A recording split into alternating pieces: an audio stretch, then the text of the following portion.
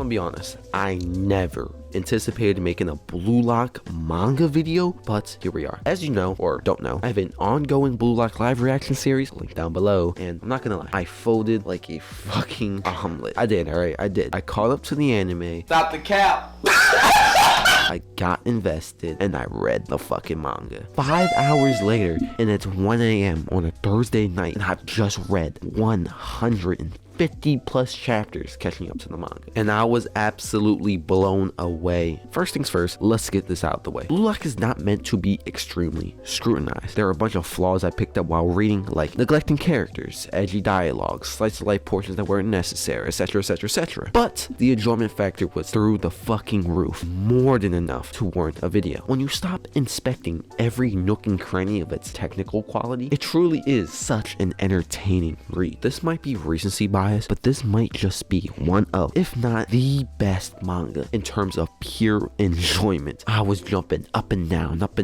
eyes wide, mouth agape at the sheer hypeness that was happening before me. I was physically incapable of putting my phone down. I was sitting on the toilet for like half an hour reading it. It was so utterly captivating and almost magically enticing. I was so immersed. Even now, I'm still excited at the sheer thought of it. What made it so good? Well, it was unparalleled action. Its biggest strength is its ability to create authentic tension. Even though we know Isagi will progress because there's more fucking chapters to read, it doesn't always feel like that. Every character that we know thus far is continually evolving, and it's almost like we just happen to be following Isagi. Shigiri, Basha, and Nagi, all are protagonists in their own right, and this creates for such authentic tension because you feel as though every character has plot armor themselves and they can't lose. Damn near every character has the potential to win, and it makes for some very entertaining action. I mean, just when you think one person is about to bomb the shit in the goal, another thing happens that's completely out of the blue, unexpected, and it ruins their play. And this doesn't only happen in Isagi's favor. Much of his goals and plays are ruined by other players. This tension kept me at the edge of my seat the entire time. Not only that, but just the plays themselves. I am not joking when I say they are extraordinarily exciting to read. Best way to illustrate this is just presenting an example. So the hypest part of Blue Lock appears in its best arc, Blue Lock vs. U20, which by the way has so many great moments. But my favorite is when Isagi gets the ball from Nagi, right? And then Sei rolls up on him, and then Rin rolls up on him, and then Aiku rolls up on him. And just when you think it's a 1v1v1v1v1, you are forcibly reminded of Blue Lock's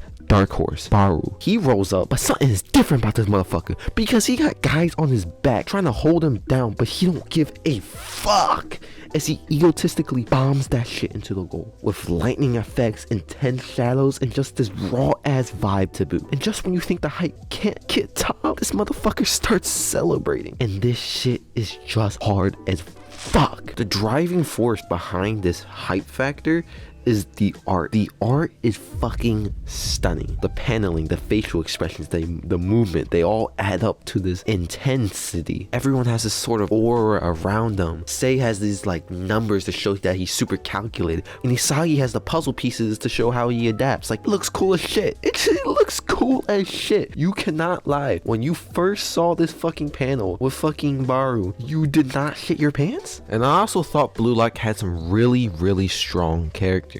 I thought the brothers dynamic was a phenomenal twist on the usual trope. Instead of it being a warm and tender brotherly relationship, it's just fucked up, like borderline mentally abusive. Isagi is a really good protagonist because he is able to evolve and adapt to whatever is thrown at him, which is really important to this type of story where shit just happens over and over again. Ryo and Shigiri had some amazing character development, and I also like them too. Baru is also a great character. He's just so over the top. It's just, bro, it's hard as fuck. And hell, even the scumbag Kaiser. I hate this guy's guts, but I can't lie, he is swaggy, bro. He is swaggy. But the story has a huge cast, so naturally some characters are neglected. Raichi, Gagimaru, I mean fucking Kani is still on the team, aka the most useless and boring character. 200 chapters in the story and not a single speck of interest has been generated regarding him. So yeah, overall, Blue Lock has some very strong characters, except for a few that range from boring to absolutely detestable. Fuck you, Connie. And yeah,